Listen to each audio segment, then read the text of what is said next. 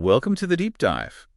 Today, we're looking at minoxidil's kind of surprising journey. Yeah, it's fascinating. Back in the 70s, it was an oral drug for blood pressure. And then this weird side effect popped up. Exactly. Hypertrichosis, basically. Extra hair growth. That was the light bulb moment for hair loss treatment. Right. So our deep dive today is how this stuff, known for scalps, might work for beards. Off-label, of course. Off-label, yes, but with some interesting science and evidence behind it. We'll get into how it works, what studies show, how to use it, and importantly, if the results stick around. Okay, let's start with the science.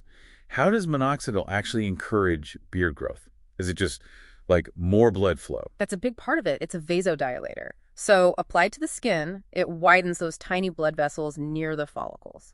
So more blood, more oxygen, more nutrients get delivered right where they're needed, like a direct supply line. Precisely. Think of it as boosting the local infrastructure for hair growth, but that's not the whole story. This is going on. It also seems to directly affect the hair growth cycle itself. It helps prolong the anagen phase. Anagen, that's the active growing phase, right? Exactly. So it keeps the follicles switched on for longer, giving hairs more time to grow thicker and longer before shedding. That sounds pretty effective. Yeah. But, we hear results can be all over the place. Why does it work wonders for some guys and barely at all for others? That's the million-dollar question. It comes down to an enzyme. Minoxidil itself is actually inactive. It's a prodrug. Okay, so it needs something in the body to switch it on. Correct. Specifically, an enzyme in your hair follicles called sulfotransferase, or SALT1A1. This enzyme converts minoxidil into its active form, minoxidil sulfate. And people have different levels of this enzyme. Exactly. It's genetic. If you have high SALT1A1 activity, you convert more minoxidil, you get better results.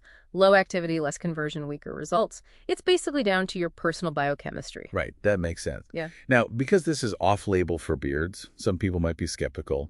Is there solid scientific backing? There is.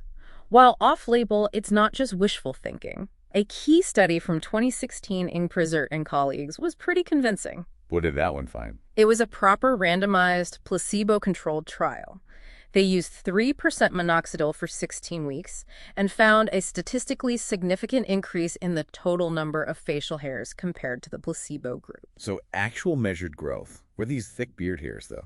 Good point. The study measured the initial increase, which would likely be those fine vellus hairs first, but it showed minoxidil was definitely stimulating new growth activity. And beyond trials, any real-world stuff that stands out? Definitely. There are compelling case studies, like one involving identical twins showing different results potentially linked to application consistency, or another with a transgender man who saw significant facial hair before even starting testosterone. Wow, okay, so that really points to minoxidil having a direct growth effect, separate from hormones even. It strongly suggests that, yes. All right, let's shift to the practical side. Application. This isn't something you just slap on occasionally, right? Absolutely not. Consistency is everything. You really have to commit to using it regularly, long-term, if you want to see results. No skipping days. And there's foam and liquid. I hear people have strong opinions. Yes, and for good reason. The foam is generally much preferred for facial use. Why is that? The liquid version contains propylene glycol. It's effective, but it's a common skin irritant, can cause dryness, redness, itching for a lot of people. Okay, and the foam avoids that. Right. Foam is typically propylene glycol free, so it's gentler, dries way faster, and actually seems to have slightly lower systemic absorption, which is a plus when you're applying it to your face twice a day. Makes sense. What's the standard routine? Concentration, amount, frequency? Standard is the 5% concentration. You'd use 1 milliliter if it's liquid, or about half a capful of the foam. And how often? Twice a day. Usually morning and night, ideally spaced about 8 to 12 hours apart. Using more, or more often, doesn't really speed things up. It just increases the risk of side effects. Okay, crucial point then. Absorption. How long does it need to stay on the skin to actually work? This is key. You must wait at least 4 hours after applying it before you wash your face, sweat heavily, or put on any other skincare products like moisturizers or sunscreens. 4 hours. Minimum. Got it. That ensures it has enough time to actually penetrate the skin and reach the follicles. Exactly. You wash it off too soon, you're just washing away the active ingredient. Let's talk timeline. Someone starts today. What can they realistically expect and when? Is it instant beard? Definitely not instant. Patience is crucial. First, there might even be an initial shedding phase, maybe in the first month or two. Shedding. That sounds bad. It can seem counterintuitive, but it's often seen as a positive sign. It means the minoxidil is kicking dormant follicles into a new growth cycle, pushing out the old hairs. Okay, so shedding can be good. Then what? Then, usually around the 3 to 6 month mark, you'll start seeing the emergence of fine, light-colored hairs, often called peach fuzz or vellus hairs. Right, the early signs. But that's not the end goal, is it? No. The really critical and longest phase is the transition of those vellus hairs into mature, thick, pigmented terminal hairs. That process can take anywhere from 6 months to well over a year, sometimes even 2 years or more. 2 years. Okay, so this is a real long game. It absolutely is. This brings us to the big question. Permanence.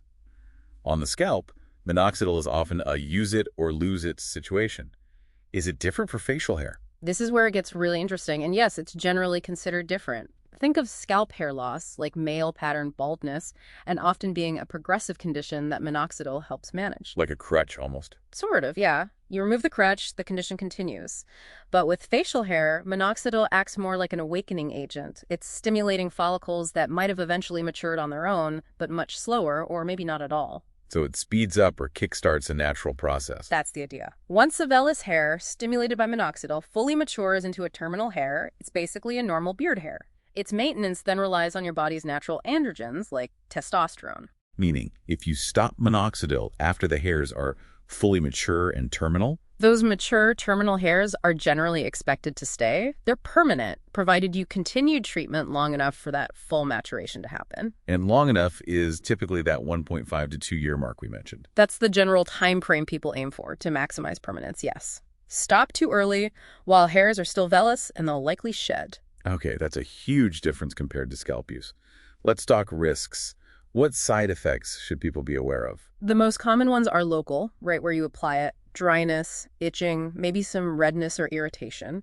Using the foam and moisturizing after that 4-hour window usually helps manage these. What about more serious stuff? We know it started as a blood pressure drug. Right. Systemic side effects are much rarer, especially with topical use and correct dosage, but they can happen. Things like rapid heartbeat, dizziness, maybe some water retention or swelling. So it's important to stick to the recommended dose. Absolutely. Yeah. And anyone with pre-existing heart conditions or blood pressure issues should definitely talk to their doctor before even considering it. Good advice. Now, can we boost the effects? Any way to make minoxidil work even better? Yes. The most well-documented way is microneedling, sometimes called dermarolling. How does that help? Using a small roller with tiny needles, usually 0.25 millimeters to 0.5 millimeters long, once a week over the beard area, it's thought to enhance minoxidil absorption and also independently stimulate growth factors in the skin. Sounds promising, but potentially tricky. It. Any safety rules? One huge one. Do not apply minoxidil for at least 24 hours after microneedling. The microchannels created by the needles dramatically increase absorption. Applying minoxidil too soon could lead to way too much getting into your system. Okay, 24-hour wait after rolling, critical safety tip. Anything else? General habits. Just sensible stuff, really. A gentle skincare routine, cleanse properly, moisturize well, but remember that 4-hour rule post-application. And a healthy lifestyle always helps support healthy hair growth, good diet, exercise, enough sleep. It all adds up. So, wrapping it up for you. The 5% minoxidil foam, used consistently twice a day for the long haul, maybe adding in weekly microneedling carefully, that seems to be the most effective non-surgical route for someone looking to enhance their beard growth permanently. It's a marathon, not a sprint, clearly needing patience and dedication. Which leads to a final thought. Think about this level of commitment, the consistency, the patience, the strategy over months and years. What other long-term goals in your life could benefit from applying that same focused approach? Something to ponder. Thanks for joining us on The Deep Dive.